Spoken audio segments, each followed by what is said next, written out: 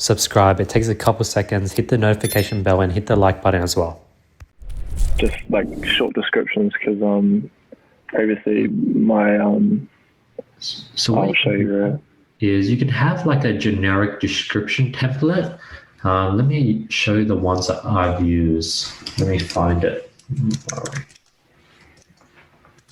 Because in the past I've been. I'll show you.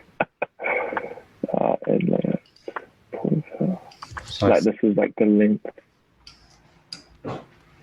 So I sent three. I need to split it up into three. So these are the ones that is used by Wish.com, and Wish.com uses this same strategy that I'm teaching you, strategy 3. And these are the sort of ad copies that they use. It's like a generic ad copy that you can basically keep the same for all your products, so you won't have to keep an ad copy. And I sent that on your Zoom chat. Awesome. Oh, primo. I heard something recently. You know, when you have a link in your description, does Facebook deem it as like not tacky, but like real addy and not like organic content to get higher CPMs? I sort of ish believe that. It sort of does make sense because Facebook wants ads that look organic. Hence, the ad copies I gave you don't have a link to the product, and you can put the link into the Shop Now button. But also putting a link in the ad copy, the pros of making it easier for people to click on the product outweigh the cons of you getting less traffic. Awesome. So just always put the link in. Yeah. Primo. Awesome. Nah, thanks, Hope Sandy. You're welcome, Nathan. Let's go to Inda.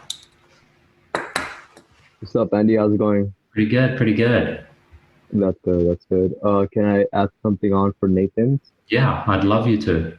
Yeah, for Nathan, I just did a quick product research and stuff. So I think the selling price for 49 probably might be too high. You could second that as well. And because I found other people on AliExpress selling for 17, so you have about like a $20 margin that you can mess around with. And once you're doing like good numbers, you can scale it up higher, right? Because that's testing phase. I feel like 49 is a bit too high for that product because Amazon's selling it at like 20 or so. So like relative to everyone else, so like 39 to 34 would be a sweet spot. And also, there's like only one seller on AliExpress with 3,000 orders. Others have like less than 100. And that one supplier that's selling it at 3,000 orders is getting consistently scaling up. So every day they're getting more and more orders. So obviously someone is scaling that product at a certain point. So I could send you all those screenshots. I just took screenshots from links, and then you could do whatever you want with those. Awesome. Thanks, Hayes, man. I appreciate that. No worries. Inda, you're able to get a lot of details pretty fast. That's pretty good stuff, Inda. Yeah, I mean, I've not got time to work and stuff. I just got home like just right when you called up, and like an hour ago. So I was just in bed. I totally forgot about it. So I don't have any questions. I have nothing prepared. Just been busy this week, no work. The store's running on its own, adding ads here and there, making that money come in. Nice. I'm glad the store's like pretty automated and it's like a constant sort of cash flow machine in there. Glad to hear that. Yeah, just trying to next week or like Monday starting tomorrow for me. Just trying to scale up and test more products. So just keep doing that flow going and getting to the next level. Yeah, because I remember on our last time I saw you on the call, the ROAS got really bad for like 1 or 2 days. Did it recover? Oh, yeah, wow. so ROAS for just like the cold interest, they were doing really bad. But my no targeting worldwide, excluding India, started doing really good. So the first 3 days or like the 4 days or whatever, it was at 4, and it's at 3 ROAS. Then I increased the budget from 10 to 20. It was at 4 ROAS. So the next day I just increased it from 80. So it's like just the next day it increased to 80. And I haven't got the time to check it yet, but I'll check it tonight and see how that's going. Yeah. So pretty profitable. Like let's say from like 50 to about $200 in profit so far.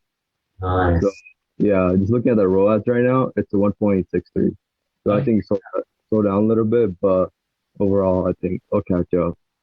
I'm glad to hear that. Yeah, no targeting is killing it right now on Facebook. Yeah, and I also think because it's like I have quite a few data, probably like 800 purchases so far. Probably that's the reason. Also, a lot of other people are testing the same product. I've seen other stores running it, so Facebook already knows what audience like is buying that product. So once there's enough data, you can just go no targeting, and Facebook will know it, right? Most definitely, most definitely. It's just going to get easier and easier. And that's sort of why it's really hard for people to like that. The copying strategy is really hard because once you get the data, as you can see, Inda, it's hard for competitors come in because you just have such an advantage. Yeah. Now I understand why you're always suggesting the cold one because like I usually look for like hot product and stuff like this one, but now I'm kind of like changing the trend instead of looking for like hot products that are like kind of like saturated in a way. I'm trying to look for more fresher products that are just currently hitting the market, kind of like how that Santiago is doing it. It's like a similar thing to that as well. Exactly. New fresh winners. Yep, that's the way. And I got no questions now. Don't have anything else to know. Awesome. Thanks, Inda.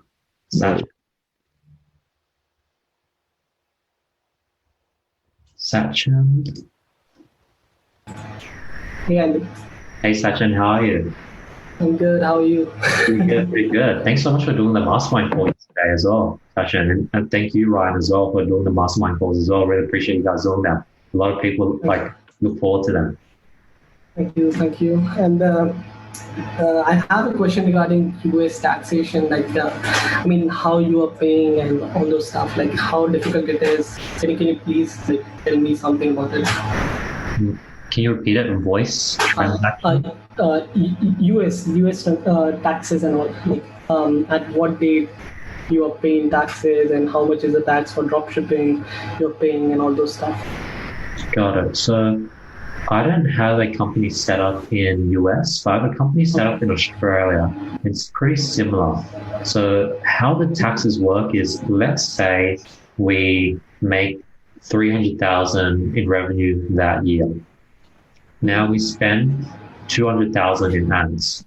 So now we've only made $100,000. Now let's say we spent another $40,000 on cost of goods. That's another expense. So now we've only made 60,000. Now let's say we spent another 20,000 buying a new laptop, a new phone for work, a new camera, paying VAs, and now we're left with say only 35,000. So from 300,000, you're now down to 35,000 in net profit. With that 35,000, that's what you'll be paying tax on. So the company tax rate in Australia is 27.5%. So you'll be paying 27.5% of 35,000. Now, let me calculate that. So 35,000 times 27.5%, that means you'll be paying 9,500 in tax, leaving you with 35 minus 9,250. So you'd be left with 25,000 to keep after Taxes. Now, if you want, with that 35,000, technically you can go ahead and buy a car, like some car for 35,000, and now your profit has gone to zero. And since you've made $0, you pay zero tax. But now you have no cash. Do you prefer having a car and paying zero tax, or do you prefer having 25,000 and paying $10,000 in tax? So that's like a pretty brief and quick explanation of how the tax system works. I mean, actually, I want to know about something because here in India, actually, corporate taxes are different. Like for commissions, like let's say the way you explained, it's like similar to that, but that 27% is not there. In my case, it's like I am trading. As per my company registration in India, I am a trader. So on that, I have to calculate like here, I don't have to audit my business if it's below 2 crore, but mine is like above 2 crore. So I have to audit and I have to pay a minimum of, I have to show a minimum of 8% as my profit. So it's not like, okay, expenses and all, I can show them like, okay, it's like 8% of profit, but I've shown 6%. But 6% of whatever I've earned, it's not gonna count as my profit. Within that, I can say that okay, I am a trader and I have some expenses out of that also, like out of that profit, and I have done something, so I have to pay on that, like after expenses on that particular thing.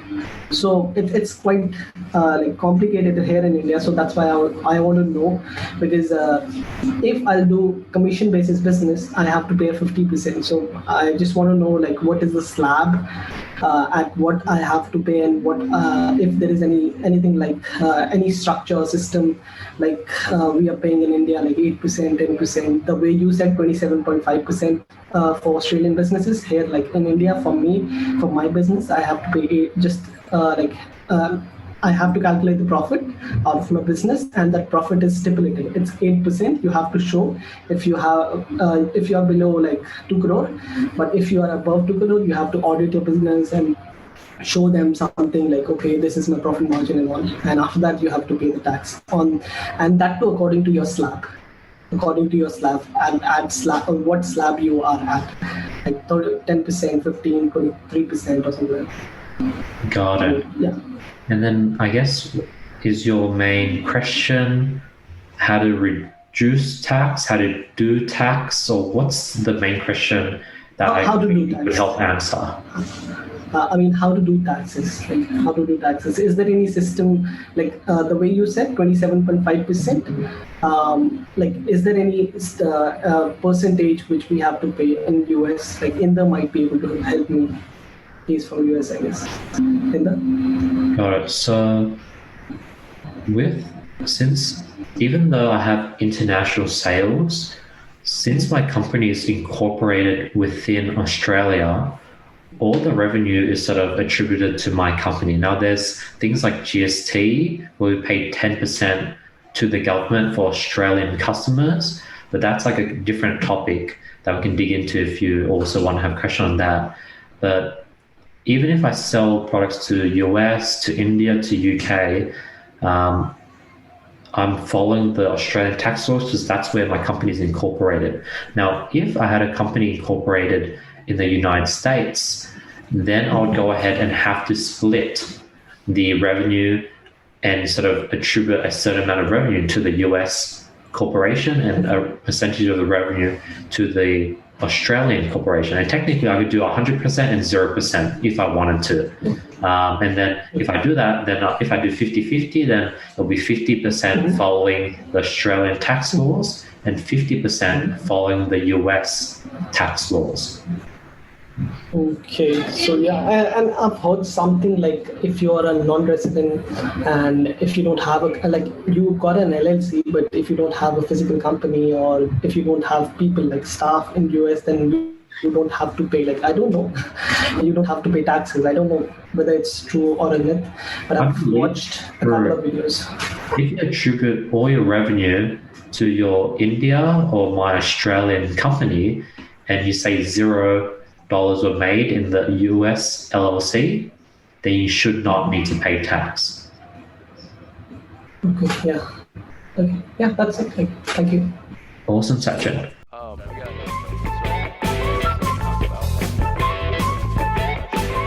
What's appropriate shipping time? Because I know there's some shippers out there that